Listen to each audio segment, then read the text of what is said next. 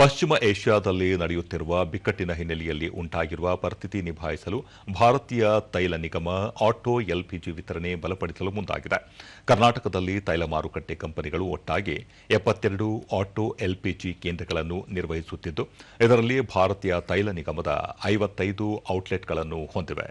ಕೇಂದ್ರ ಸರ್ಕಾರದ ಸಹಕಾರದೊಂದಿಗೆ ಭಾರತೀಯ ತೈಲ ನಿಗಮ ಕರ್ನಾಟಕದಲ್ಲಿ ಪೂರೈಕೆಯನ್ನು ಹೆಚ್ಚಿಸಿದ್ದು, ಫೆಬ್ರವರಿ ತಿಂಗಳಲ್ಲಿ ದಿನಕ್ಕೆ ಸರಾಸರಿ 43.5 ಮೆಟ್ರಿಕ್ ಟನ್ ಇದ್ದ ದೈನಂದಿನ ಪೂರೈಕೆ ಮಾರ್ಚ್ ತಿಂಗಳಲ್ಲಿ 59.53 ಮೆಟ್ರಿಕ್ ಟನ್ಗೆ ಹೆಚ್ಚಿಸಲಾಗಿತ್ತು. ಏಪ್ರಿಲ್ನಲ್ಲಿ ನಿನ್ನೆ ತನಕ ಜಾರಿಗೆ ಬರುವಂತೆ ಪ್ರತಿದಿನ 68.53 ಮೆಟ್ರಿಕ್ ಟನ್ಗೆ ಹೆಚ್ಚಿಸಲಾಗಿದೆ.